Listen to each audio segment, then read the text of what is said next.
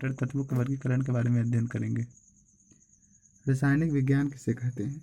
निर्जीव विज्ञान की वह शाखा जिसके अंतर्गत पदार्थों की बनावट, पदार्थों की सजावट तथा उसके भौतिक एवं रासायनिक गुणों के बारे में अध्ययन किया जाता है, उसे रासायनिक विज्ञान कहते हैं। यानी निर्जीव विज्ञान की वह शाखा जिसके अंतर्गत पदार्थों की बनावट, पदार्थों की सजावट तथा उसके भौतिक एवं रासायनिक गुणों के बारे में अध्ययन किया जाता है, उसे ही क्या कहते हैं? तो रासायनिक विज्ञान कहते हैं।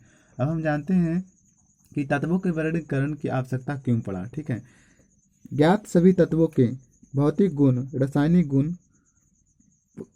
गुण, परमाणु संख्या, परमाणु द्रव्यमान संख्या, संकेत एवं परमाणु त्रिज्या में अंतर पाया जाता है, इसलिए इसे वर्गीकरण की आवश्यकता पड़ती है। मतलब कि जितना भी तत्व ज्ञात है उसमें भौतिक गुण, सबका भौतिक गुण अलग होता है, रासायनिक गुण अलग होता है, सभी का परमाणु संख्या अलग होता है, परमाणु द्रव्यमान यानी परमाणु भार संख्या अलग होता है, उसका संकेत अलग होता है, परमाणु त्रिज्या अलग होता है, इसलिए सभी में अंतर पाया जाता है, इसलिए इसे वर्गीकरण की आवश्यकता पड़े। ठीक है, फिर हम जानते हैं कि तत्वों के वर्गीकरण से आप क्या समझते हैं, इसका हम डिफिनेशन जानते हैं। आप क्या तत्वों के वर्गीकरण से आप क्या समझते हैं? समान गुण वाले तत्वों को एक ही वर्ग या समूह में सजाने की क्रिया विधि को तत्वों का वर्गीकरण कहते हैं। मतलब कि जो जिसमें समान गुण है, जिस परमाणु में समान गुण है उसको एक ही वर्ग या एक ही समूह में मतलब सजाने की क्रिया विधि को क्या बोलते हैं? तत्वों का वर्गीकरण कहते हैं। डोवेराइनर त्रिक सिद्धांत को लिखें। डोवेराइनर मतलब क्या त्रिक सिद्धांत दिए। तत्वों के वर्गीकरण का सर्वप्रथम प्रयास डोवेराइनर नामक वैज्ञानिक ने 1817 ईस्वी में इन्होंने मतलब कि 1817 ईस्वी में इन्होंने किया। मतलब कि डोवेराइनर के प्रथम सिद्धांत को अगर लिखने के लिए बताया जा रहा है तो तत्वों के वर्गीकरण का सर्वप्रथम प्रयास कौन सा वैज्ञानिक किए थे? तो डोवेराइनर नामक वैज्ञानिक ने 1817 ईस्वी में किया। इन्होंने तीन तत्वों को इस प्रकार से सजाए कि पहले तत्व का परमाणु भार तीसरे तत्व के परमाणु औसत लगभग मध्य वाले के बराबर होता है, जिसे डोवेराइनर का त्रिक सिद्धांत कहा जाता है। ठीक है, इसे हम एग्जाम्पल के द्वारा समझेंगे। जैसे लिथियम का परमाणु भार कितना है? 7.0 है। और पर सोडियम का सोडियम मतलब कि सोडियम का परमाणु संख्या कितना है? परमाणु भार कितना है? 23.0 है। अब क्या है? पोटेशियम का परमाणु भार कितना है? तो 39.0 है। ठीक है, तो डोवेराइनर का त्रिक सिद्धांत क्या है?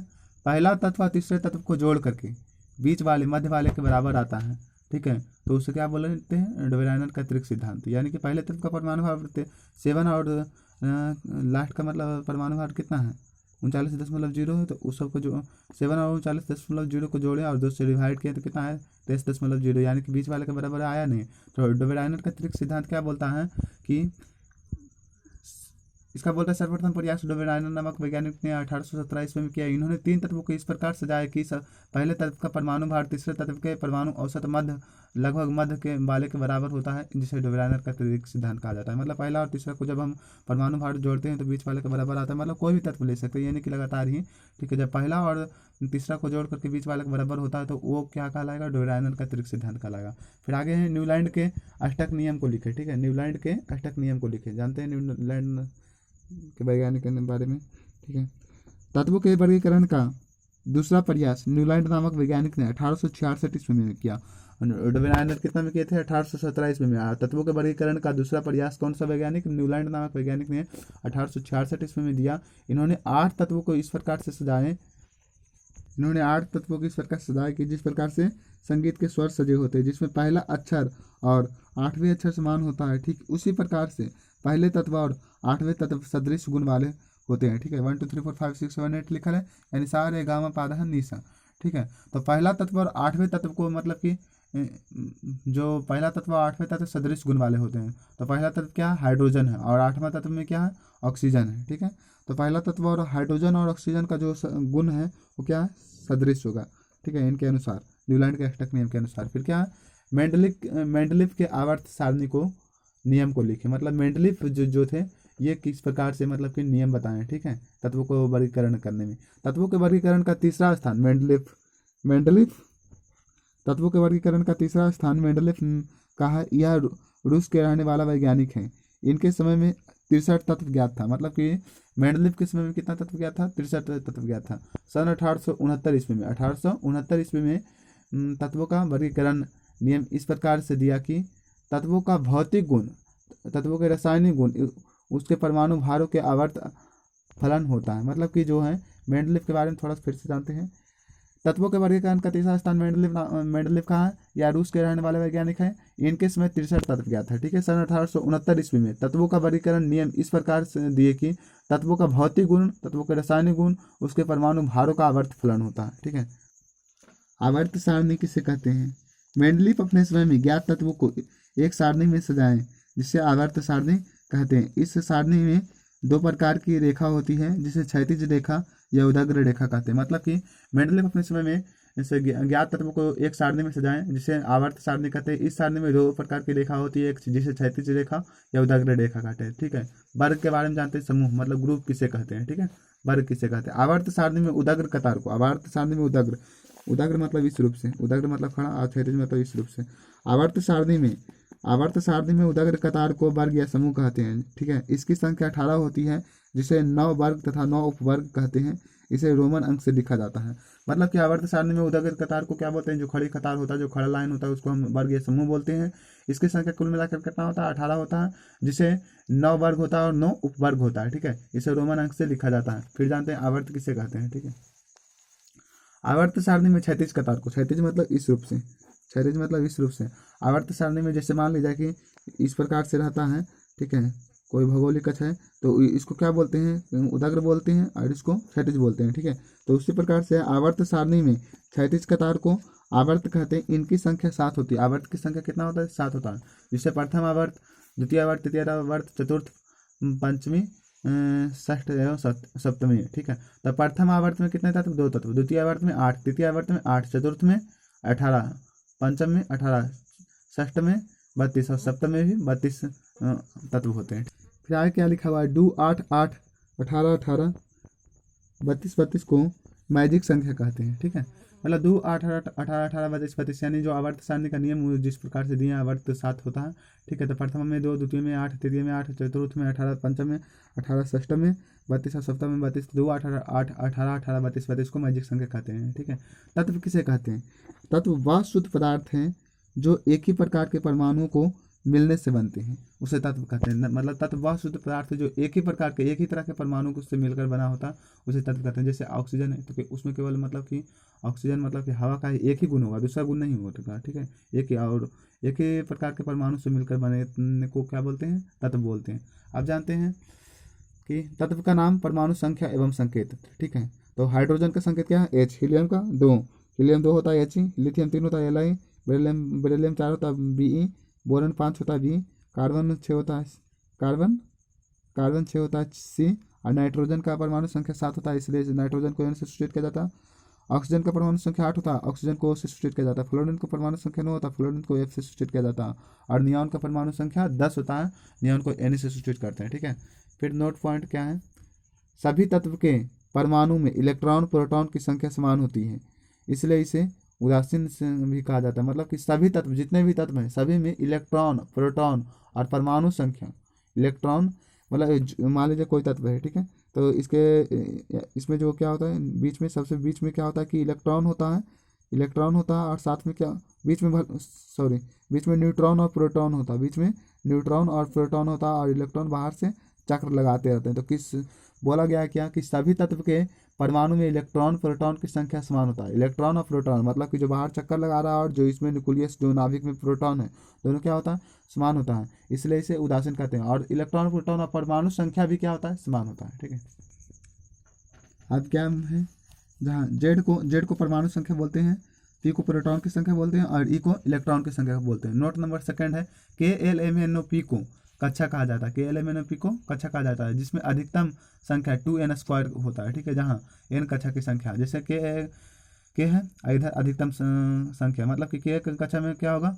के प्रथम कक्षा है, L द्वितीय कक्षा है, M तृतीय कक्षा है, से इस प्रकार से होते हैं। ठीक है, प्रथम कक्षा को के, द्वितीय को L, तृतीय के M, इस प्रकार से 9th क्लास में पढ़ने का था विस्तार से। ठीक है, तो क्या है कि KLMNO को कक्षा कहा जाता है, जिसमें अधिकतम संख्या 2n² होता है, जहाँ n से कक्षा की संख्या है। ठीक है, कक्षा अधिकतम संख्या फर्स्ट, जब यहाँ पे फर्स्ट का स्क्वायर किया गया है, n का मान 1 दिया रखा गया, तो कितना आया? 2 आया। जब n का मान हम सेकंड करते हैं, 2 रखते हैं, 2 का स्क्वायर करते हैं तो 2 दूना 4, 4 दूना 8 ही। उसी प्रकार से 2 8 18 32 50 और 72। यानी कि अगर इस प्रकार से हम 2n स्क्वायर के रूप से बैठाते हैं प्रत्येक कक्षा को, के कक्षा को फर्स्ट मानते हैं, एल कक्षा को 2 मानते हैं तो 2 का स्क्वायर यानी कि 18 आ जाता है। उसी प्रकार से हम ओ कक्षा को कितना मानते हैं, 5 मानते हैं तो 2 गुने 5 का स्क्वायर यानी कि 5 का स्क्वायर 10, 5 का स्क्वायर 25 और उससे 2 ने 50। ठीक है।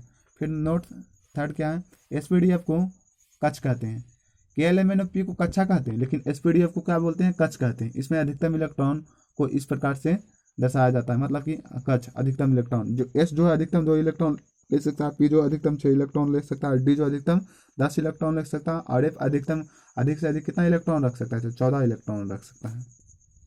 अब है इलेक्ट्रॉन विन्यास। इलेक्ट्रॉन विन्यास किसे कहते हैं, इलेक्ट्रॉन को कक्ष और कक्षा में बांटने की क्रिया को इलेक्ट्रॉनिक विन्यास कहते हैं। मतलब इलेक्ट्रॉन जो होता है उसको कक्ष और कक्षा को में बांटने की क्रिया को क्या बोलते हैं, इलेक्ट्रॉनिक विन्यास। अभी हम बताएं थे केएलएमएनओपी को कक्षा बोलते हैं, लेकिन एसपीडीएफ को कक्ष बोलते हैं। तो इलेक्ट्रॉन को कक्ष और कक्षा में बांटने की क्रिया को क्या बोलते हैं, इलेक्ट्रॉनिक विन्यास। तो किस प्रकार से इलेक्ट्रॉनिक विन्यास को निकाला जाता है, ठीक है। तो 1s 2s 2p 3s 3p 3d, मतलब कि एसपीडी 1s है, 2s है, 2p है, फिर 3s 3p और 3d इस प्रकार से लिखा जाता है। 4s 4p 4d फिर 4f 5s 5p 5d 5f 6x 6p और 6d 6f, मतलब 1 से लेकर 7s तक गया है, ठीक है।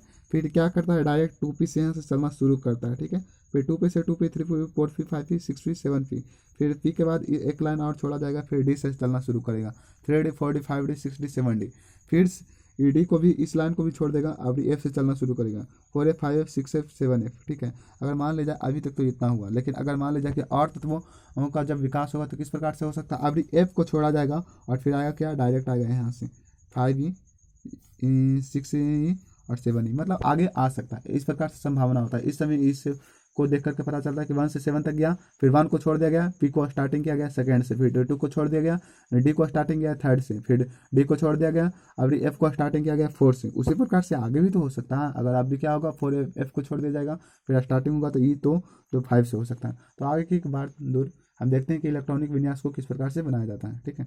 तो 1s के बाद किसमें इलेक्ट्रॉन सबसे पहले किसमें आएंगे, तो 1s में आएंगे। 1s के बाद किसमें प्रवेश करेगा, सबसे पहले 1s में आएगा, 1s के बाद इसमें जाएगा 2s में, और 2s के बाद किसमें जाएगा, 2p में जाएगा, उसके बाद 3s में जाएगा, और 3s के बाद डायरेक्ट जाएगा 3p में, उसके बाद 4s में, और 4s के बाद फिर 3d में, 3d के बाद 4p फिर 5s, 5s के बाद डायरेक्ट जाएगा किसमें, 4d में, 4d के बाद 5s 5p, 4d के बाद 5p और उसके बाद 6x, और 6x के आने के बाद डायरेक्ट जाएगा 4f, और 4f के बाद 5d 6p 7s, इस प्रकार से जाएगा। तो क्या लिखा हुआ, 1s के बाद 2s 2p 3s 3p, इस प्रकार से बताया गया है, ठीक है।